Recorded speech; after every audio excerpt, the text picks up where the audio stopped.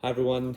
So I took a bit of a break. I just wanted to settle down a bit after the horrendous shower of shit that we saw against Brighton on the weekend. Just to calm down a bit, think a bit more, in a more profound manner, and take a bit of a breather, really, to take it all in, more or less. But just going to talk a bit about how I felt about the Brighton game.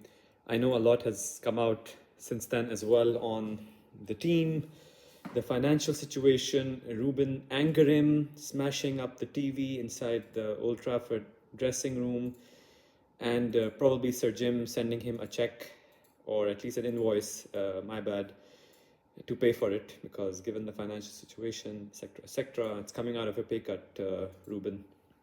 Anyway, so a lot has come out, and obviously, we've been linked with a few moves, sales. I feel really bad about that. So I just want to talk about all of these things. And on the eve of United's game against Rangers in about 1 hour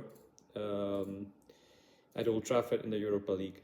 So about Brighton, look, they've always been kind of our bogey team since they came back to the Premier League. I remember, I think was it Ole who, or we lost, or maybe it was Louis van Gaal. I'm trying to remember. Really, it's been really long, but they came to the Premier League and we lost against them on the first day of the Premier League, if I remember correctly.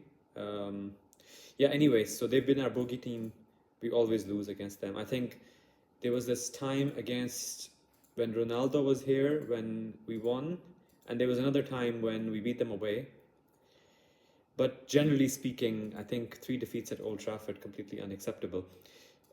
Regardless, I thought we had the right sort of setup for the game overall from a lineup perspective. But as soon as you defend like that in the first 5 minutes, it's always going to be difficult. I don't understand how Harry Maguire and Mazraoui played Mitoma on the wing on. Honestly, Mazraoui, I think he came to us with a lot of promise. Obviously, the price tag was not huge, but he's inherited a bit of the United Bozo gene now, where every good player's career turns downwards into the abyss, and this is where I feel he was going in that game. But anyway, we lost a goal very quickly.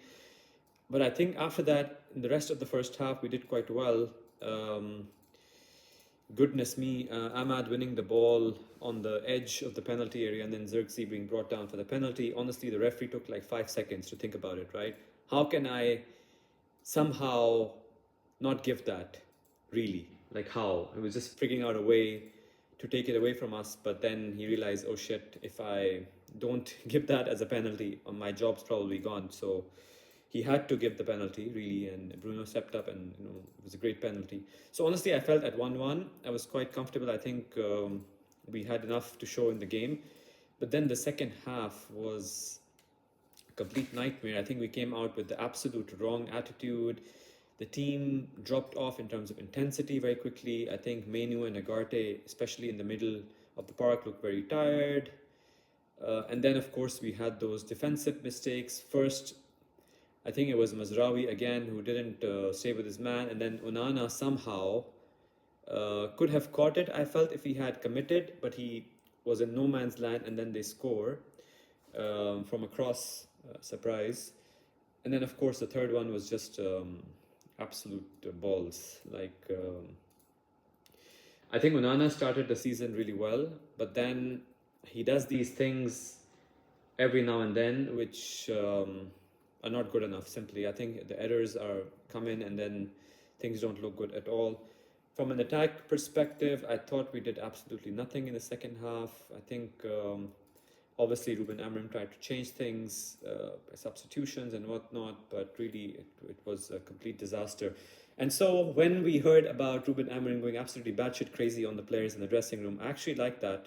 I think it just shows a bit that of his passion and commitment. And he mentioned in the press conference that the players were not following instructions. I find it unacceptable from a Man United player, honestly. And And so maybe like having that bit of hair dryer treatment that is good. And honestly, he even publicly called out the team as the worst Man United team in history. I think it's a bit of throwing a gauntlet to the team, right? In public, you are the worst Man United team in history, so you better fix up and follow instructions and run like mad dogs and all of that things that he says. So definitely, I feel that that will hopefully either everyone will down tools or it will spark the team into action. Let's see. Starting with tonight, obviously against Rangers. But yeah, I think all in all, very disappointing defeat. This United team continues to disappoint. To be honest, Ruben Amorim has been in charge 15 games and we've won 5 times. It's not good enough. Around 33% win ratio, and you would expect like anything below 60-65% from a top class manager. His record at United, it's not good enough at all. So effectively, he's the worst Man United manager so far in history, as per the win ratio. Actually, this is, to be honest, it's not the worst Man United team in history. Let's be honest. I mean, we've been relegated back in the 80s, if I'm not mistaken, before. But in the Premier League era, at least since most of us would have been involved in watching the game, this is definitely the worst. So let's be honest about that. The league table speaks for itself. So yeah, I mean, mainly let's see what happens in the transfer market. I know we've been linked with the wing back, so Patrick Dorgu, bit of chicken and mouse cat and mouse. Oh my god, what's wrong with me? A bit of cat and mouse happening with that in terms of the fees. Also, the Rashford situation remains open. The whole situation on Garnacho, I don't feel good about that. I feel like a player who has world-class potential, is 20 years old and is right now, I think, the top scorer for us this season, despite all the hiccups. I mean, it's for me, like, United should not be selling high potential players at all who are at the age of 20. So I don't feel good about it at all. But I think when you look at what's come out today around the finances, the club is at risk of breaching PSR and the shower of shit that we've signed before in terms of the fees and the wages. When you think about the likes of Anthony, who is going out on loan, Casemiro, who United would just take anything for him. You have Ericsson, you have a few others that we've done like Sancho and whatnot. So considering all of that, honestly, it doesn't look great for us. So then I guess we have to also take a bit of pain as fans. Obviously, the Ineos crew have been raising ticket prices, doing cuts in terms of employees, not giving stewards their gift cards or whatever. Or I mean, it's really penny pinching at this stage, right? And that's basically like, imagine like not making a mistake like buying an Anthony or buying, I don't know, a Casemiro would solve all of United's problems, really, would have solved all of United's problems financially.